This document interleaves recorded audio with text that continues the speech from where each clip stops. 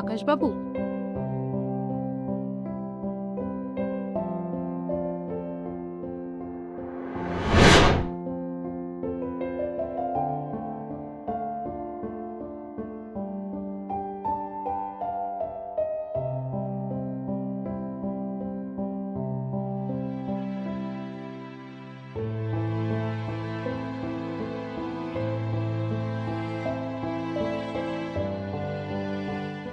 Cigarette দিন তো আদিস ভাই।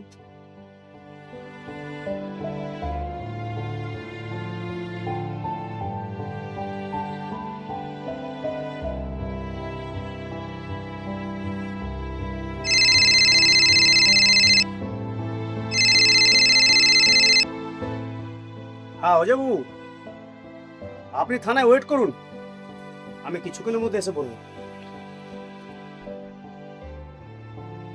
হ্যাঁ হ্যাঁ হ্যাঁ, ঠিক আছে ঠিক আছে।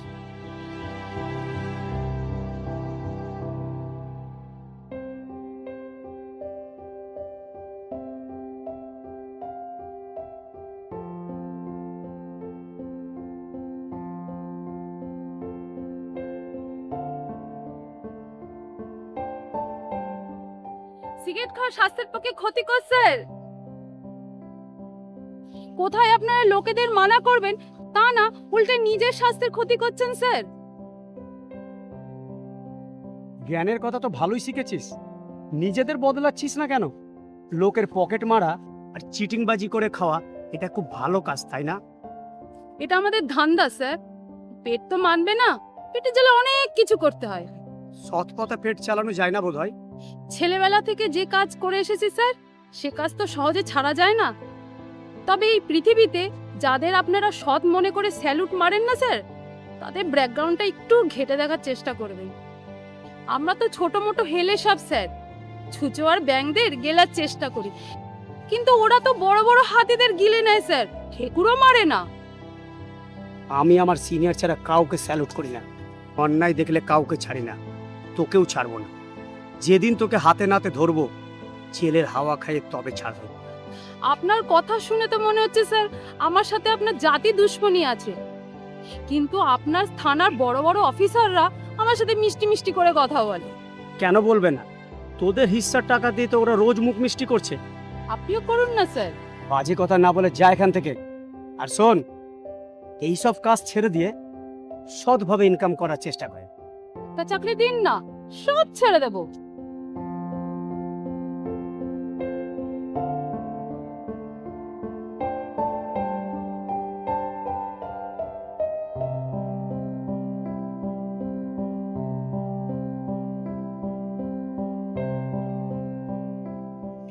ওর দিকে তাকিয়ে থেকে কোনো লাভ নেই, ও বেটা খুব ডেঞ্জারাস অফিসার আছে, আমাদের টপ গিলবে না। চল। চল। আচ্ছা, তুই ওই পুলিশ অফিসারটার সাথে এত যেচে যেচে কেন ভাব জমাতে যাস কেন বলতো? ভাব জমানোর কি আছে, উনি সিগারেট খাচ্ছিল তাই মানা করেছিলাম।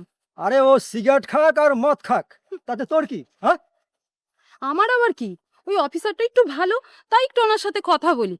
ও আবার অন্যান্য অফিসারদের মতো তো ঘুষ টুস খায় না। হ্যাঁ, ও তোকে দেখিয়ে দেখিয়ে ঘুষ খাবে। এই দেখ আমি ঘুষ খাচ্ছি। হ্যাঁ, বাজে কথা বলবি না তো, ওই অফিসারটা সত্যি ভালো। তোর ওই ভালো অফিসারটা না একদিন আমায় খুব মেরেছিল। আজ আমি তোর ওই ভালো অফিসারের পকেট কালো করে দিয়েছি। কালো করে দিয়েছিস মানে?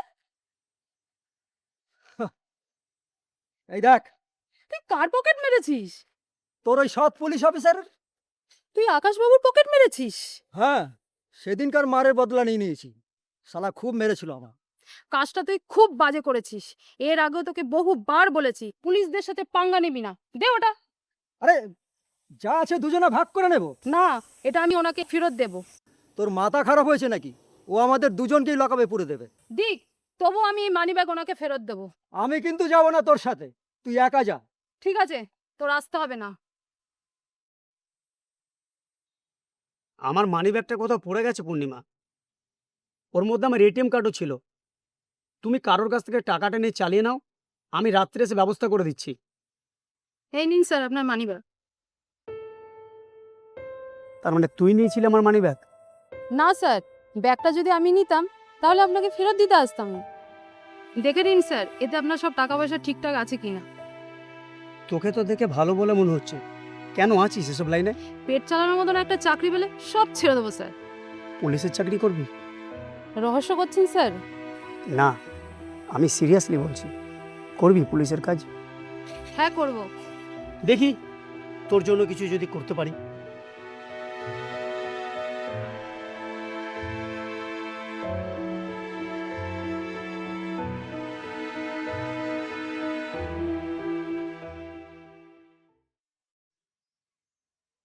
তোমার চা। হ্যাঁ দাও। জানো পূর্ণিমা, আজ আমার ভীষণ আনন্দ হচ্ছে। হঠাৎ এই কথা বলছো? লটারি লেগেছে নাকি? তুমি তো জানো আমি লটারি কাটি না। তাহলে হঠাৎ এই আনন্দের কারণ? জানো, একটা পকেট মার মেয়ে। ওকে তুমি হাতে নাতে ধরে ফেলেছো বোধহয়। না না, ওকে আমি ধরিনি, ওর একটা চাকরি ঠিক হয়ে গেছে। চাকরি? কিসের চাকরি?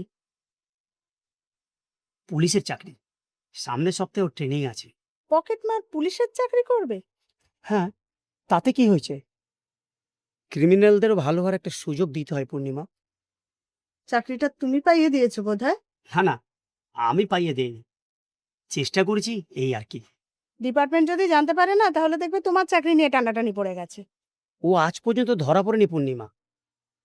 তাছাড়া থানায় ওর নামে কোনো রেকর্ডও নেই। আর আমি চাকরির পড়ুয়া করি না। আমি চাই সমাজ থেকে অন্যায়টা ধুয়ে মুছে যাক। তোমার যা মন চায় তুমি করো, আমি কিছু বলবো না।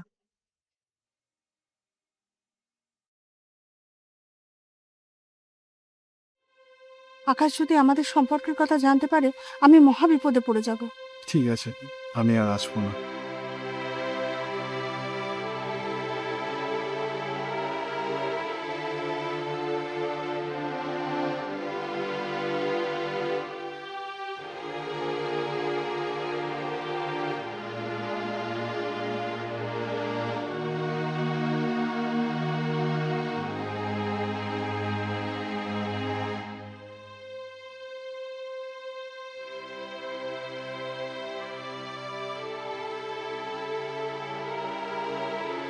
দাঁড়াও।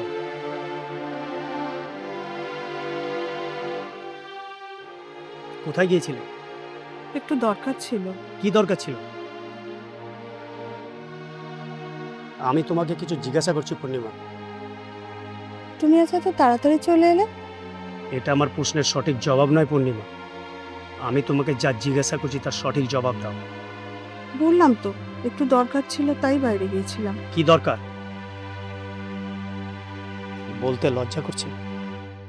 আমি যদি পৃথিবীতে কাউকে বেশি বিশ্বাস করতাম, সেটা হলো তুমি পূর্ণিমা। আর তুমি আমি তোমার বিশ্বাসের কোনো অমর্যাদা করিনি আকাশ। বিশ্বাসের অমর্যাদা করনি? তাহলে জবাব দাও, কে ওই ছেলেটা যার সঙ্গে তুমি দাঁড়িয়ে আমবাগানে গল্প করছিলে? আমার কথার জবাব দাও পূর্ণিমা। তুমি তো বলেছিলে তুমি অনাথ, এই পৃথিবীতে তোমার আপনজন বলতে কেউ নেই। এখন তো দেখছি তোমার অনেক আপনজন, তাহলে আমার কি প্রয়োজন? আজ থেকে আমি আমার ঘরের দরজা তোমার জন্য সারা জীবনের মতো বন্ধ করে দিলাম পূর্ণিমা। তুমি তোমার আপনজনের কাছে চলে যেতে পারো পূর্ণিমা, আমি কোনো বাধা দেব না।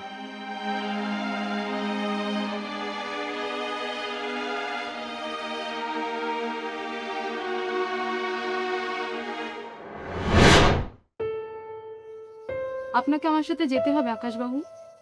কোথায়? গেলেই বুঝতে পারবেন। চলো।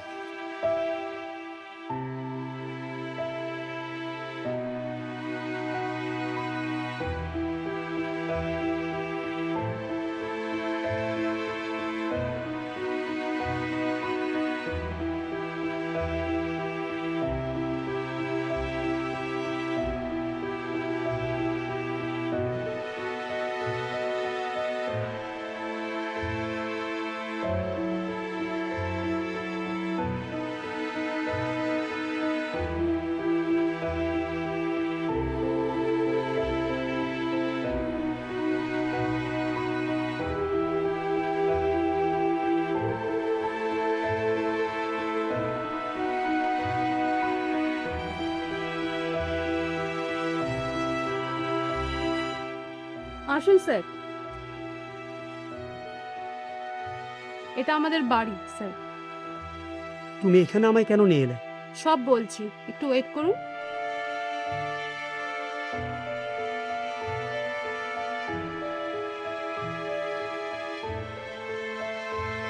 বসুন স্যার, আমি এখনই আসছি।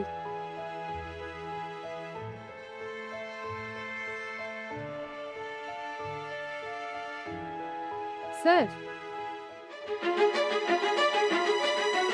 দেখে খুব অবাক লাগছে তাই না, যে আপনার স্ত্রী আমার ঘরে এলো কি করে? মনে পড়ে স্যার, একবার একটা মানিব্যাগ আপনার ফিরিয়ে দিয়েছিলাম।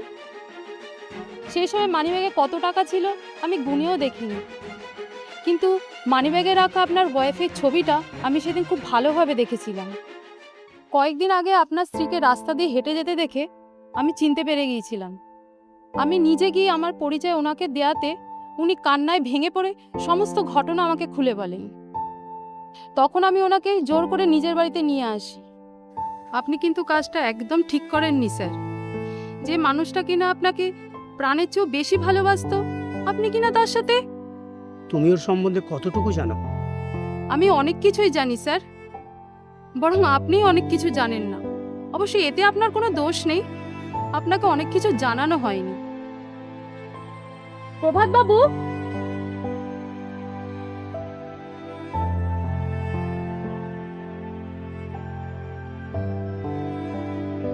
এনাকে আপনি চিনবেন না স্যার, কারণ আপনার স্ত্রী ওনার ব্যাপারে কোনোদিনও আপনাকে কিছু বলেনি। উনি হলেন আপনার স্ত্রীর ভাই প্রভাত বাবু। যখন আপনাদের বিয়ে হয়েছিল তখন উনি জেলে ছিলেন। একটা মিথ্যা অপরাধে ওনাকে ফাঁসানো হয়েছিল। আপনার স্ত্রীর একটাই অপরাধ, যে ব্যাপারটা আপনার কাছে লুকিয়ে রেখেছিল। ওনার মনে একটাই ভয় ছিল, এই ব্যাপারটা আপনি জেনে গেলে আপনাদের সম্পর্কের মাঝে হয়তো ফাটল সৃষ্টি হতে পারে। প্রভাতবাবু নিজেও মানা করেছিলেন এই ব্যাপারটা আপনাকে না জানাতে। তুমি এই সত্যটা আমার কাছে লুকিয়ে ভীষণ ভুল করেছো পূর্ণিমা।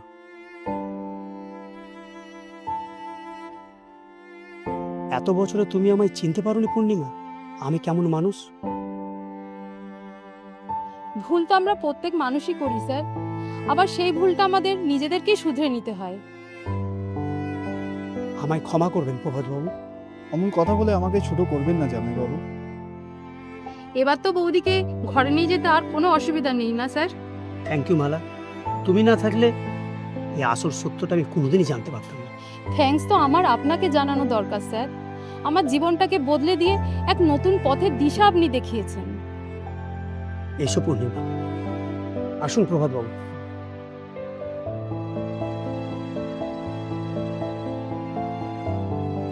বিজয় দা, স্যারকে ওনার বাড়িতে পৌঁছে দিয়ে গাড়িটা আপনি থানায় নিয়ে চলে যান। ঠিক আছে ম্যাডাম।